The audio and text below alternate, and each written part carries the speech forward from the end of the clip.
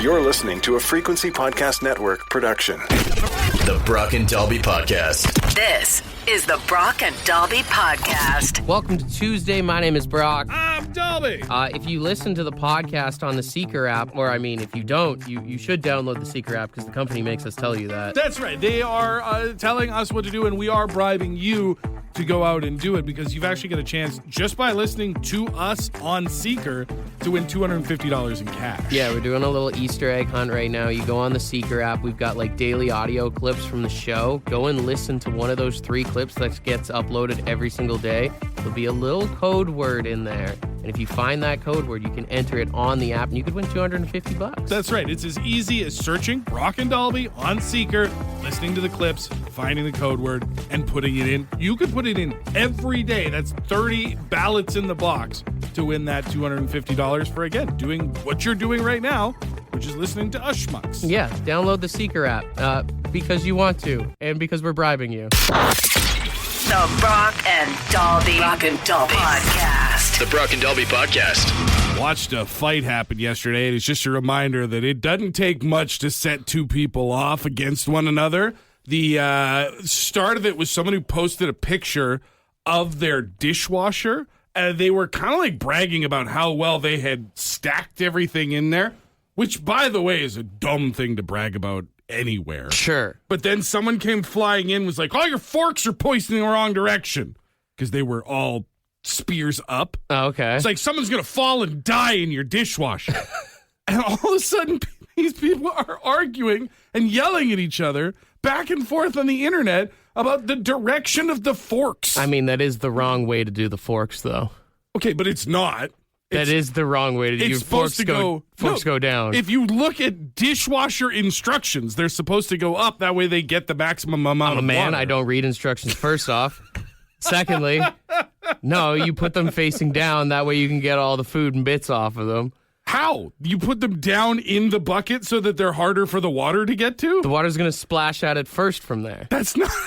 That's not how it works. That makes more sense, does it not? No, you're putting them in a box and expecting them to get cleaner. The spoons make more sense to leave sticking up because of the concave, but the forks down, it makes more sense. It's going to run off them. Everything is supposed to be pointed up except for actual sharp knives, which, to be fair, shouldn't be in the dishwasher in the first place. Sure. But this is further proof that people will fight about literally anything. Well, I know days. I'm not wrong, so it's not an argument, really. It's more or less a statement is all it is right now. So I agree with this guy, and I appreciate the stance that he took on the internet. The good news is that I know that you get along well with Courtney because her and I have also had this argument over which way the forks go in the dishwasher. What, when before. she used to when clean she your used house to and work stuff? in my Yeah, house, yeah. she used to put the forks in the wrong way, and I had to stop her and be like, "Please stop doing that." Don't ever disrespect my girlfriend ever again. When we play a song, I'm going to show you that you're wrong. The Brock and Dalby Podcast. In the dishwasher, forks up or down. We are stuck on this. This was supposed to just be a brief interlude to talk about something else, but then now you and I are locked in battle. Well, it just a lot of people seem to agree with me. Forks down, baby. What do you think, Tyler? Oh, any forks and knives should be down. You learn that Thank you. working in most restaurants. Exactly. Literally reading a study right now, because I told you I was going to find this. The owner of a national maid company is saying you put the handles down so that the water can actually hit the eating utensil part. Yeah, that's just big dishwasher trying to ruin your utensils. Big dishwasher got to big house cleaner. Yeah. Yeah, Everything's a conspiracy with you. Tyler knows I'm right. that's right. Thank you very much, Tyler. I appreciate that. And I appreciate all the other forks down people out there. I will not have you ignore all the fine friends of the show who are texting in forks up, though. Like, you don't get to just skew history. What, like the 7 people that are... There's so many. Look at the text line now. Yeah. All these people talking about it's a case of if you're more worried about safety, like if you work in restaurants or you do catering, you go forks down. But if you're more worried about cleanliness, you do forks up so that they can actually get washed. Well, let's see. We've got friend of the show, Ashley, on the phone. You used to be a cleaner. Okay. So, what as a former maid, what do you think? I hate to tell you, Brock, but it's definitely up. Thank you. And And I get your point because I was actually the same way for a while, putting them down because I figure the water's all rushing up, so it makes sense. Exactly. But all that crap is getting stuck in the thing that holds them. But I mean, it's only just like hanging out in there. It's like a little prison for all the extra food that you have, you know? Don't get me wrong. I don't like it because I don't like that when you're putting it away, you essentially have to grab like the tops of them. That kind of weirds me out. Like if you can't get a good grip on like the handles, you end up like touching like, you know, the actual like dip of the spoon. Right. So for that, I'm kind of like, I'd rather be lifting from the handles, but they just don't get clean enough. It's like trying to wash your car through a fence. That's essentially what you're doing. That's kind of true, yeah. So the thing is you guys don't want the extra little bits of food getting stuck in there? Is that all it is? No, I want the water from the sprayer to hit the fork to clean it instead of hiding the fork behind a prison gate. In this economy, with food being so expensive, you don't want leftovers? By all means, if you want to come eat the crumbs out of my dishwasher caddy, you're welcome to them. There are people on this planet who would kill to have your leftovers, Dalby, and you're just letting them go to waste like that? The Brock and Dalby Podcast. If you didn't know, it is Grunge Week here on the station. We are going through the 90s. We've got our flannel on, and we're going to be playing a lot more grunge this week. I'm growing my beard out just for the occasion. Yeah. It's not getting much longer than normal, but it's fine. Well, I was thinking, we did it last week since it was Queen Week, so I figured why don't we try and censor out some grunge songs? Oh, I mean, some of the grunge songs are already easy to misinterpret because of a lot of the yarling and stuff like that, but you throw a tone in there. I figured I'd start with some Nirvana. It's okay to fish.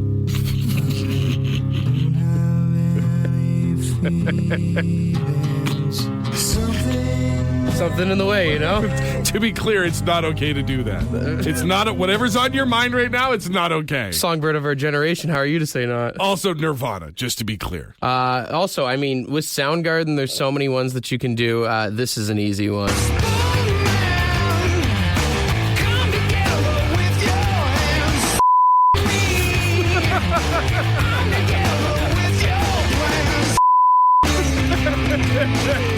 It's funny because, the song, and there's so many words I'm waiting for. Like, is this the one that he's going to censor? Is this the one? And you keep catching me on ones I wasn't ready What's for. the Spoon Man going to do? Oof. It's coming together with those hands, Also, I mean, Rusty Cage, it's so easy, too.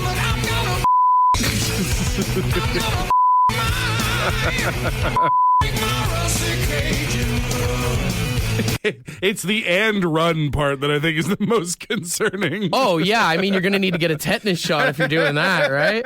Run to the hospital. But one of my favorite ones is Bush here. Maybe find another lover. Should I fly to Los Angeles? Find my psycho brother. Your brother did nothing to deserve this. Who knew that Gavin Rossdale was from the Deep South? Everything Zen has a different meaning to everyone, This is the Brock and Dalby Podcast.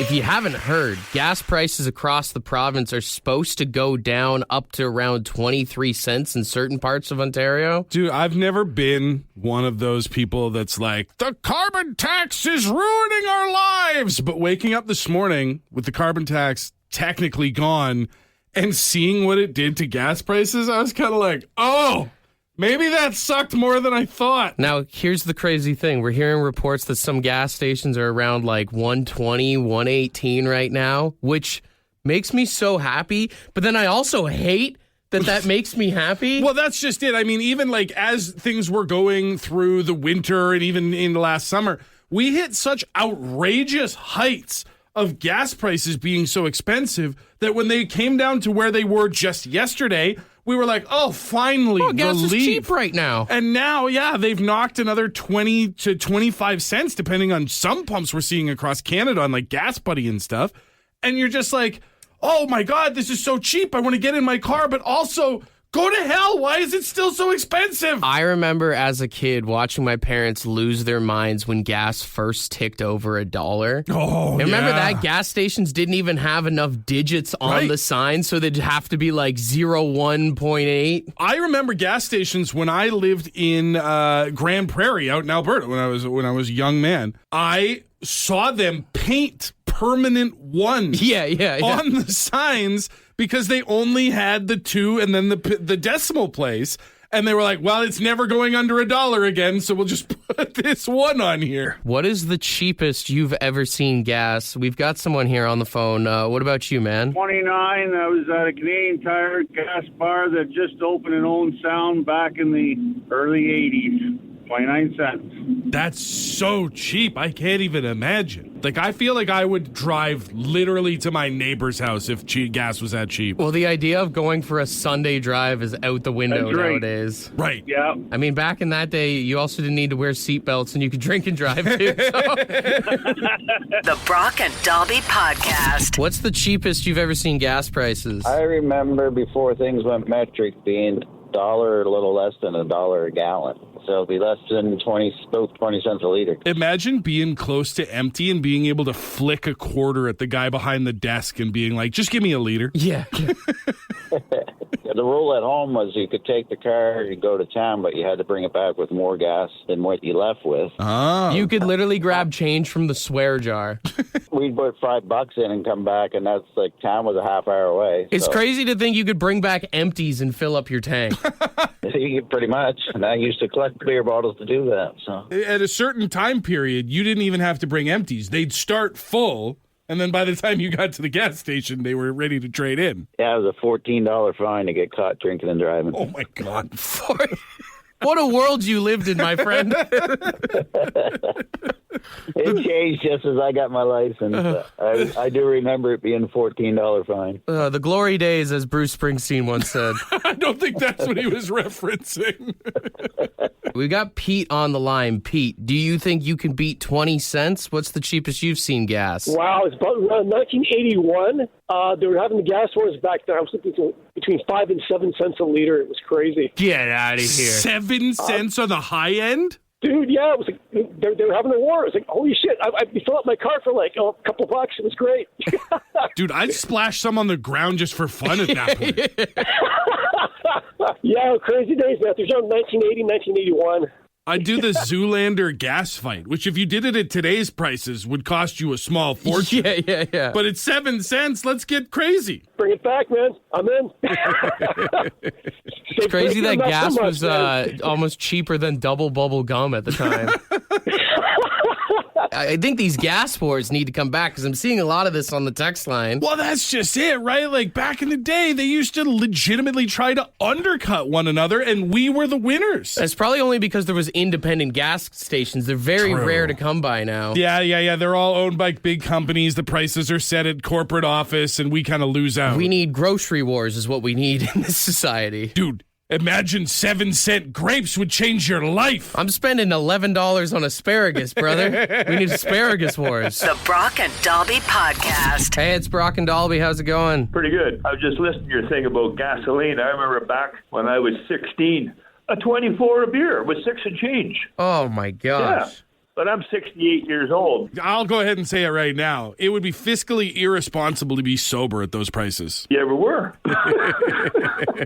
Now, looking back on the glory days there, what's something that still blows your mind, the price of it now versus back in the day? Oh, a loaf of bread. Oh, my God. How cheap do you pay for your bread? Oh, a nickel, 6 cents. Now you go to a store for a loaf of Wonder Bread, you're looking over $4. Yeah. You used to be able to get a loaf of bread for a nickel. Now I can't even get a single blue whale. Brother, I don't know the last time I used a nickel. Yeah, you got that right. You only find them in the corner with a lid. Yeah. My 8-year-old told the cashier to keep the change yesterday for a nickel. It's like, I don't want that. Yeah. My mom used to send me for cigarettes when I was just a kid, and like the pack of cigarettes was 29 cents. Oh, man, I wish I could go back in a time machine with you, my man. Oh, sometimes I think about it, and I like, holy, just shake my head and go, wow. The Brock and Dalby Podcast. The Brock and Dalby Podcast.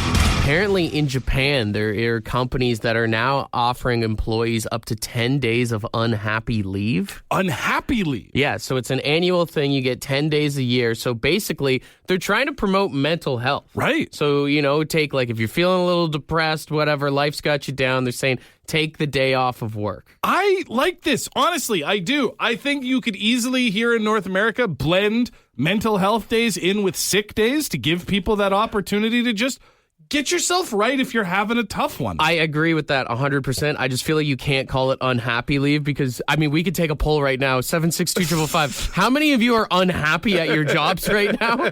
If you wanted to take an unhappy leave, I think that's a full 365. Well, yeah. You'd burn through your 10 days pretty quick if they were just unhappy days. Yeah. Also, it sounds like something you'd get your kids from McDonald's if they were acting up. An unhappy meal? Get them the unhappy meal. What, does that just come with vegetables? The Brock and Dalby Podcast. A New York bill is being put up that would force bad drivers to install speed limit tech in their cars if they continue to be bad drivers. So if you've got like a speeding ticket or a series of offenses, is that what you're saying? It's basically if you reach a certain number of tickets or a certain number of demerits on your license within a set period of time. It's like getting a blow box, but for speeding? Basically, that's it. It's essentially a governor, a little bit more high-tech than that, but it's essentially a governor that limits you. It's in the state, so 5 miles an hour over the posted speed limit using GPS. So the same as if you use like Google Maps, it can tell you roughly the speed limit of the street you're on. Yeah. It would use the same tech, and it would make your car stay under that speed limit, stay no more than 5 miles an hour over that speed limit. It's like the exact opposite of Keanu Reeves' speed. Yeah. If you go over the speed limit, your car just goes, nah, and slows down. It blows up. That would, be honest with me.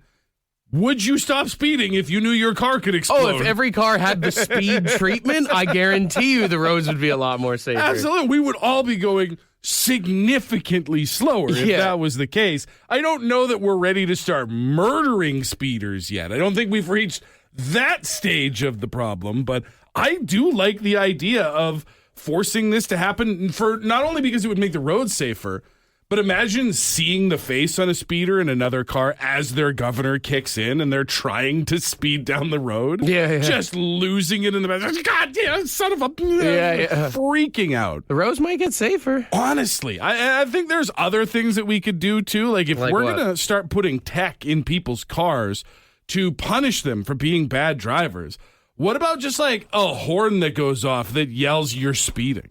You know what I mean? Like as soon as you hit that max speed, just all of a sudden your horn just like, he's speeding over here. Or like lights go off on your car or something. Honestly, all my ideas keep going back to the blow box thing. Like if you blow over, it sets off the alarms. If you start speeding, it sets off an alarm. Dude, if you were driving down the highway going too fast and all of a sudden all your lights and blinkers and horns and everything started going off like a car alarm, that would be terrifying. Yeah. You would look like you were fleeing the authorities in that situation. To be like, right here, we got him. The Brock and Dalby Podcast. We got friend of the show, Lee, on the phone. Lee, you might have a record for speeding tickets. Could you share how many speeding tickets you've got? In Ontario, 27. 27 speeding tickets? And 2 illegal left. I just realized, to be clear, you specified in Ontario. Does that mean you've got more elsewhere? Yeah, I had some a bunch in the Maritimes, and I got a bunch in the States and different states. Huh, man of culture, eh? Yes.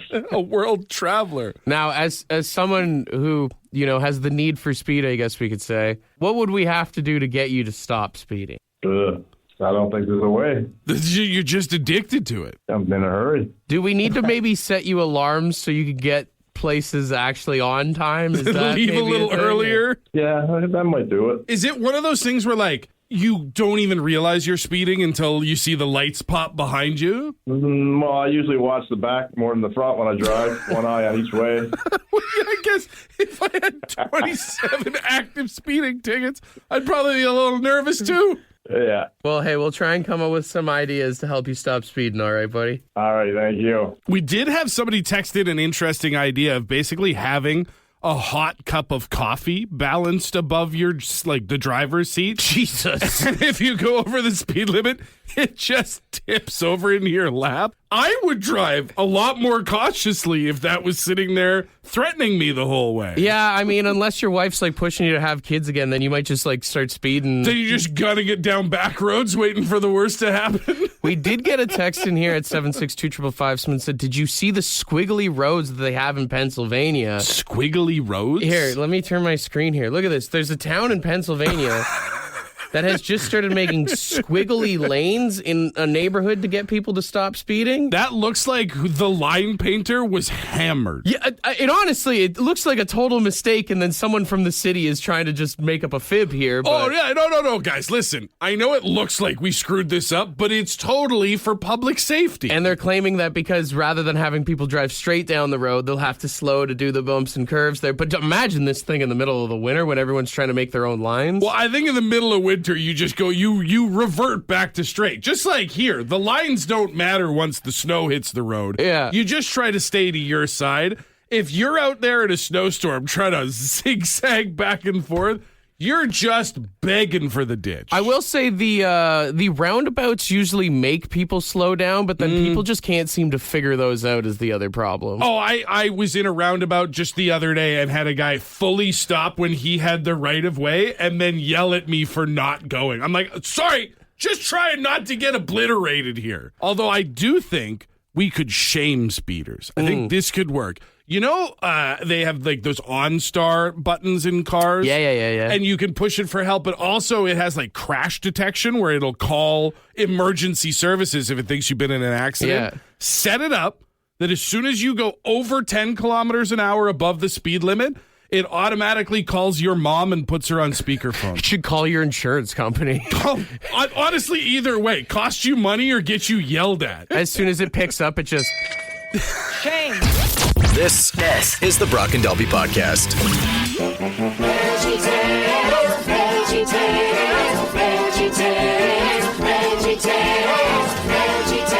All right, we're going to try this in a different way today because yesterday sucked. Yeah, it wasn't great.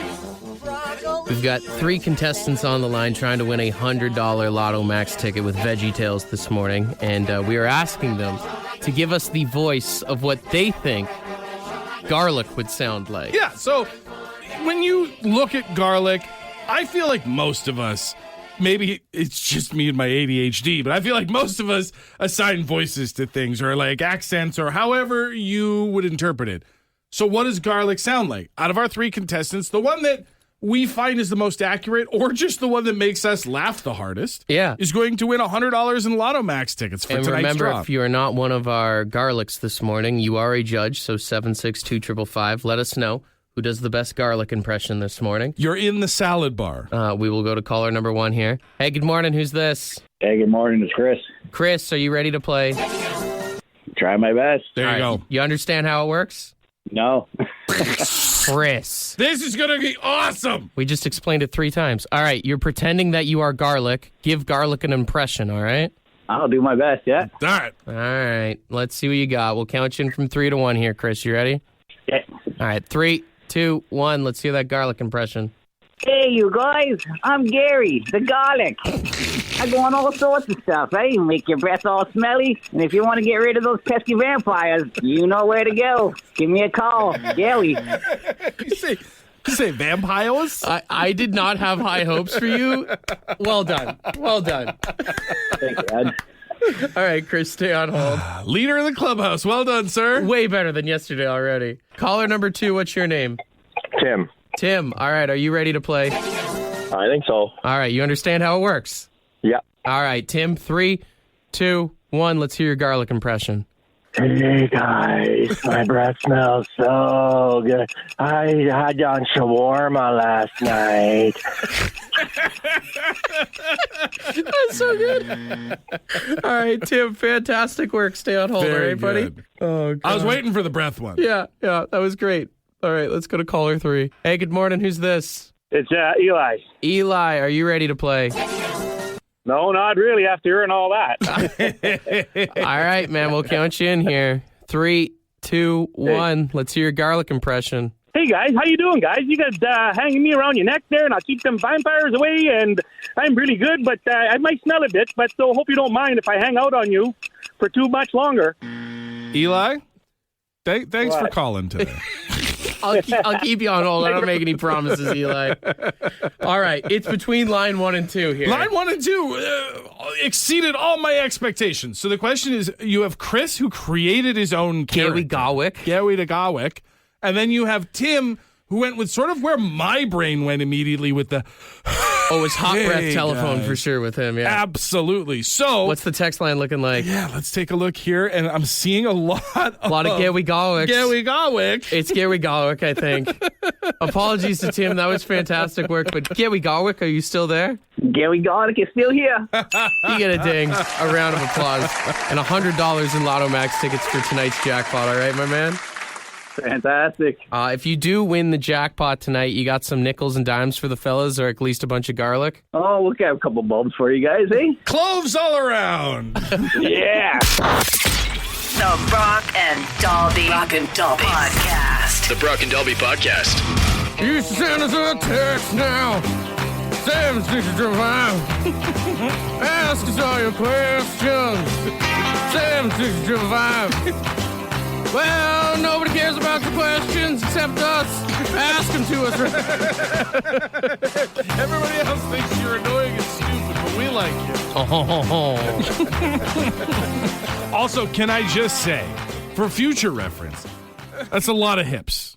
There's a lot of hips. Yeah, like my leg, leg shake there? Listen, it's not whether I liked it or I didn't like it. It's just a lot. I think I'm going to do the rest of the show like this. With the snarl, with the sneer. It looks good on you. You pull it off well. We'll start with this one here. Someone said, what's a life hack that you actually use? A life hack that you actually use? Put a garbage can in every room. Ooh, that actually does How make many sense. times are you like laying in your bed or something? Wherever it is on the couch, and you're like, just leave this here. Just put a tiny little trash can in every room. I will say, I used to have small trash cans in most of the rooms in the house, and then grocery stores stopped giving me free garbage bags every time I bought a bunch of groceries. True. Now I don't use them as often. Someone said, what's some brutally honest advice that everyone should hear? Not as many people care as you think. Yeah. That's just it. And that goes for everything. When you're talking about your day, and we're guilty of this just as much as anyone, you're talking about your day, you're talking about your life, you're talking about your problems, there's a coin toss chance the person you're telling it to does not care. I'd agree with that, and I'd also say I think the best advice you can give someone is if you think you're done wiping, you're probably not.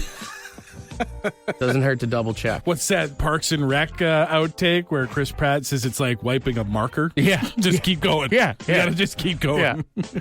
Anyone you see in there? I will say to the person who texted in, I'm running a marathon at the end of April and talking about being on a 975-day running streak. I don't know what your question is, but I guess congratulations. That's crazy. 975 days? It's unreal. I don't think I've done anything for 975 consecutive days other than sleep. Yeah. And even, you know what? Even then, I've had insomnia, so almost certainly not for that long. What problems do you have? What are you running from, man? What are you running from, brother? That's the real story here. Someone said, hey, Brock, if you had kids and had to name them after a Brock-related food, what would it be? What's Brock-related? Like stuff that you eat? Like broccoli, broccolini? Oh, see, because I was thinking, I was like, would you just name your kids Liv and Moss? Crunchwrap Supreme? I'd like you to meet my son, Baja. Middle name Blast. It's short for Baja Blast. Yeah. Just name a kid Fire Sauce. Yeah. Do you think that gets the kid beat up at school? Fire Sauce? I don't know, man. I feel like you pack a good punch. I hate that I set you up for that.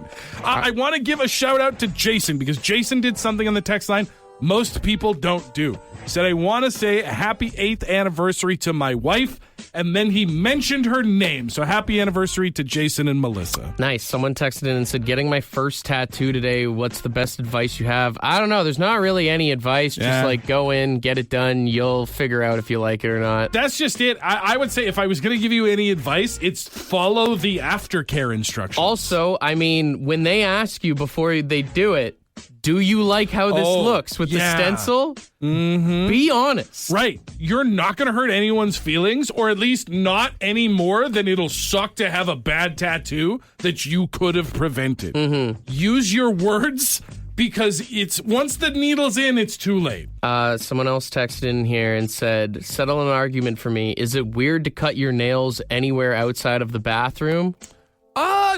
Anywhere outside of your home, maybe, but outside the bathroom's fine. I don't know. I think you got to just do it in the bathroom at your house. You don't need to be finding nails in the couch. Well, first of all, don't be clipping your nails like some sort of wild animal and letting them fly around everywhere. Sometimes you get a foul ball. I will sit in my living room and clip my nails. I will also cut my kids' nails in my living room because they come down after the shower. Never sitting on your couch again. You weren't invited. Oh, God.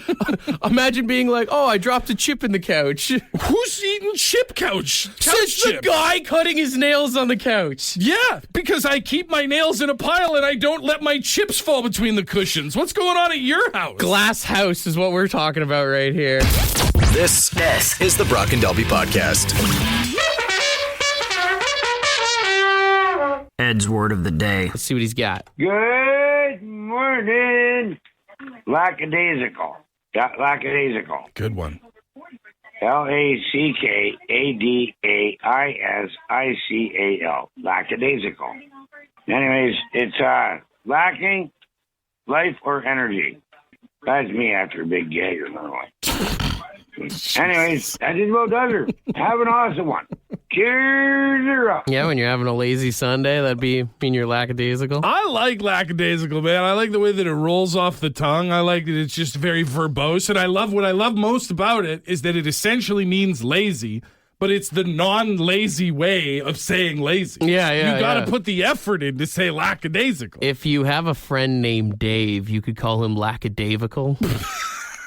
Only if he's a real lazy on the job site or something like that. Yeah. Never gets a lot done. You go to his house, always unclean dishes. The living room's a mess. It's being lackadaisical. Lackadaisical. I don't even know how to say it. Lackadaisical. Lackadaisical. Use it wherever you can, unless you're too lazy to. Want to be a part of the podcast? Leave a message on the Bad Line. The Bad Line is the answering machine for the Brock and Dalby Show. To get the number, text the word BAD to 762-555. Thanks for listening to the Brock and Dalby Podcast.